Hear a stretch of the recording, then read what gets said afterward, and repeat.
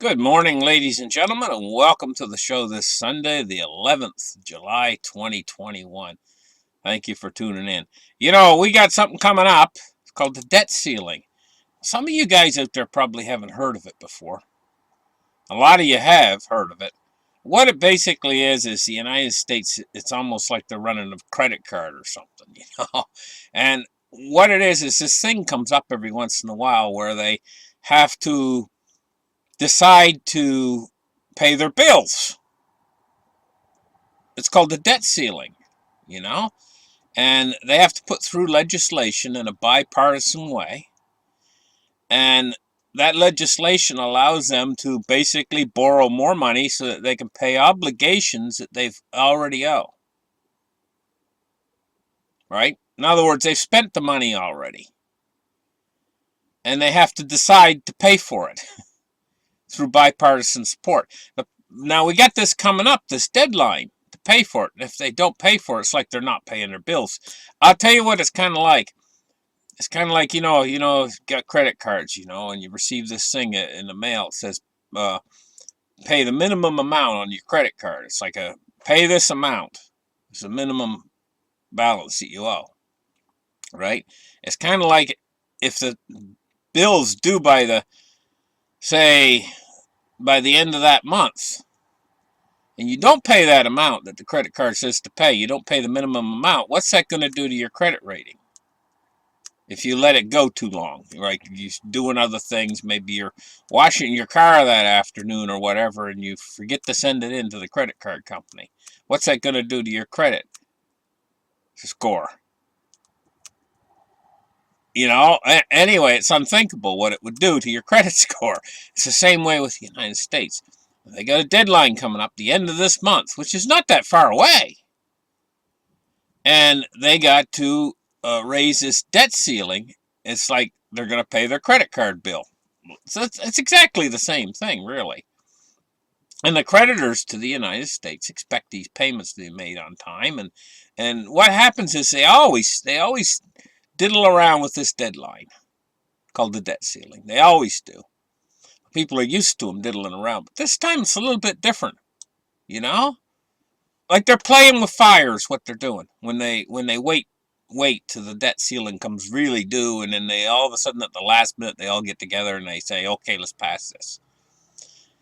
But why I say it's different this time is you all have seen with your own eyes leading up to this, through the elections and stuff, all of the lack of bipartisan support between the Democrats and the Republicans. You've all seen this with your own eyes. It's never been worse in the history of the United States, a lack for bipartisan support. And this is why it's different this time. And this is coming up right away. It's a vote by Congress to either raise or suspend the debt ceiling is becoming the latest political minefield for Democratic leaders. The thing about it is right now the Democrats don't have any plan. Now this is kind of unthinkable this late into the game, that they don't have any plan whatsoever. At least have a plan and then start the process of trying to obtain some sort of bipartisan support for your plan. But at least have a plan this late into the game. Because if this thing expires come July 31st, the very next day, August 1st, they're going to have to start using the Treasury General account as a means of payment. But what would that do to the United States credit? Well, Janet Yellen, if they go past that date, what would it do to the United? It says it would be unprecedented in U.S. history, and to have a default where failure to suspend or increase the debt ceiling before the congressional recess in August could risk a default on the nation's debt. It's as simple as that. And if they did go into default on the nation's debt, It would be unprecedented U.S. history. The economic fallout. Janet Yellen, she's warned. She said that that it may have catastrophic economic fallout from something like this. But, they always pass it. This is why everybody is not really talking about it that much. Because what happens is they always run kind of up to the deadline and then they end up passing something. They end up putting something through real quick. But what worries me about all of this is their lack of bipartisan support.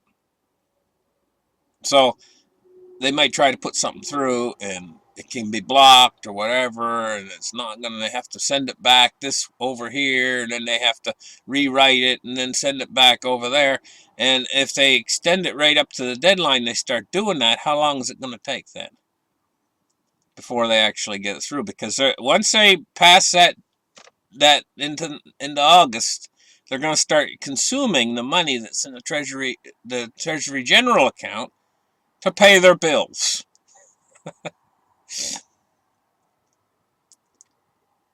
It's not a good situation. I don't like the debt ceiling for many reasons. I think it's antiquated and should be removed because it puts the risk there for a default of the United States government. Now, we all know the United States government can never really default. They got a printing press, the unlimited printing press. But what happens is they start going through this thing where one side doesn't want this, one side doesn't want that. They can use it for political maneuvering. They can use it for leverage, one side or the other, to try to put this thing through. And basically what they're doing is they're bargaining and using the country's credit rating as a bargaining tool, and they're putting it in jeopardy each time. Like, I think they should just remove it completely and get rid of it. It's a problem. It puts the country in jeopardy each time of actually having some sort of a default. It's a dangerous thing to actually even have it there. I don't know why they don't remove it. Just get rid of it. Get rid of the debt ceiling. Open it up. They know they're going to borrow the money anyway. They know that they're going to extend the debt and make it bigger and bigger and bigger forever. And it's the same way. This extends into the financial system. It's the same darn thing. They come out and they do all these big stimulus packages, right? And then all of a sudden they get tight on the other end. And we're into the tight part right now. We've seen the big stimulus and everything. We've seen all the money pouring onto the system. Then all of a sudden they turn the screw. They basically turn the valve off and then it stops coming. And in fact, this time they're doing even worse. Do you know what they're doing out there? They are quite literally withdrawing money from the system through this reverse repo operation. The banks had excess liquidity, which is cash, basically. Picture a big pile of cash on the banker's desk, And the Fed says, okay, take that money now, deposit it with us for collateral. So the banks do that. They take that big wads of cash and it's not real cash, just digits actually, but they deposit it with the Fed and the Fed gives them collateral to hold. And they've done this to almost the tune of $1 trillion quite recently. Well, this has drained nearly $1 trillion from the amount of money pools that were in the system. This is very, very deflationary. And then we get the next thing that happens. Banks starting to say, hey, no more lines of credit to their customers. Right? That huge amounts, a lot of customers. We're not talking a small thing, we're talking a big thing. The banks withdrawing their extension of credit to the customers. That is tremendously deflationary. Right? And so what's the Fed trying to do with these maneuvers? Do they want to prove that they're correct when Federal Chairman Powell got out there and he said, "Hey, you know what? This is all transitory. This inflation that we have right now." Do they want to prove that's correct by cutting the spigots off to everything, and then all of a sudden we start to go into a great deflation, and then prices start to fall? Is that what they want? Because I'm going to tell you what, if they keep pushing in this direction, that's what they're going to get. We're on an exponential.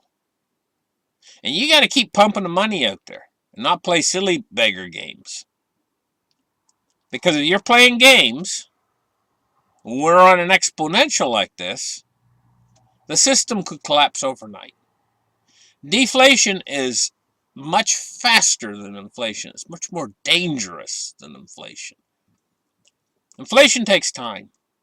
You see it coming. You see it creeps in, and prices start to rise, but it's slower. It doesn't take the system down. Deflation, it can spiral through the upper end of the financial system, through the electronic. Basically, one guy goes bankrupt, and there's 3 or 4 other companies or other people that are connected to him suddenly get a big chunk taken out of what they have. And maybe one of them goes bankrupt. And maybe there's 10 others that have just had a chunk taken out of them because he went bankrupt. And then all of a sudden it spreads. Then the next guy goes bankrupt, and then there's 4 or 5 guys connected to him that have a big chunk taken out of them. And suddenly it spreads like wildfire through the system. It's like gangrene. It's like having a toxic blood infection or something. It can spread through the system that fast. And with computer trading, it can spread through the system in a matter of hours. And they're going to play with something like that? I say what they should do is keep the money flowing. Don't just to try to prove that you're right about inflation being transitory by trying to drain the system to make inflation transitory. And then all of a sudden you can get a sudden meltdown within the system of deflation. Then what are you going to do? You can't let the whole system melt down. You're going to have to try to repair the damage. What's that going to cost? Well, you're trying to cut back, maybe by a little bit. Now you have to pour a flood of money in there. And you might trigger a hyperinflation by doing so, but you have to. Because the alternative would be a complete meltdown of the system. This is exactly what happened in 2008. And this is what they could trigger again. And what did they have to do? See, I'm not talking about things you want to do. I'm talking about things you have to do. Just like in life, you got wants, but you have needs. You have things you have to do. You have to cook dinner. You know what I mean? But you got things you want. Maybe you want to eat pizza, but you can't afford it. You have to cook something else. There's things you have to do and things you want to do. And for the government out there, they have to control the financial system so that it doesn't completely melt down. There's no option there. Something they have to do. And going back to Europe, Mario Draghi, he was faced with that situation. He said, whatever it takes. And this is all of their attitudes, really, when you cut right down to the cheese, guys. That's all their attitudes, really. When they're faced with a system that's going to melt down, whatever it takes is what they'll do. So why hanky-panky around with it, with the debt ceiling and all of this thing about reverse repo and draining liquidity out of the system and all these things? They're toying with a bear. They're poking a stick. You got a cave here, and you're going in there, and you're poking a stick in the bear. You're going to get mauled. Deflation will maul you. And, what they're doing with draining this liquidity out of the system, they're pushing us toward deflation right now. Yeah, we've been going through moderate inflation caused by excess printing, but now you withdraw it all and leave the system hanging, and we can get a sudden shock of deflation that is much, like I say, it's much faster and it cuts much deeper than inflation. And another thing, guys, it really scares their pants off of them and moves them into action when it happens. And actually, to tell you the truth, as long as things are going along good like they are, fairly decently like they are now, they're all brave, these politicians, to do whatever they want, right? But when the system starts to crack up, that's when they all get scared and their whole demeanor changes. You can watch it change right in front of your eyes. And I think you're going to get to see it change in front of your eyes because they're asking for it. They've been poking the bear with a stick. The deflation's going to come, and it's going to come suddenly. And I've been saying it's going to come between January and probably the first 2 quarters of next year, I've been saying. But, you know, the way they've been poking it with a stick, withdrawing money from the system and everything, they could get it to come somewhere between now and the end of this year if they keep on.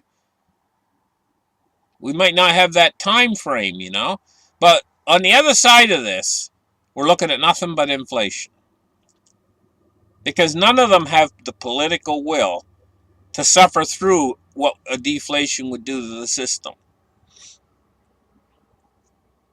They don't want to take the blame for it, in other words. Let the good times roll. Keep pouring the money on everything. And then the politician will get promoted into office next time. Which one of them is going to stand up and say, okay, we're going to suffer through this deflation, and we're going to have the next Great Depression, worse than the Great Depression, 3 times worse than the Great Depression, and I'm the guy responsible? Who's going to stand up there and do that? It'd be the end of his political career for absolute certainty. None of them. None of them have the political will to do like Paul Volcker did when he got up there and he raised interest rates to almost 20%. First off, that would crush the system now. They can't even raise it to 5%. In fact, I'm going to tell you what, they're stuck with these low interest rates now and they can't budge from where they are right now because of the leverage in the system. The more leverage you get in the financial system,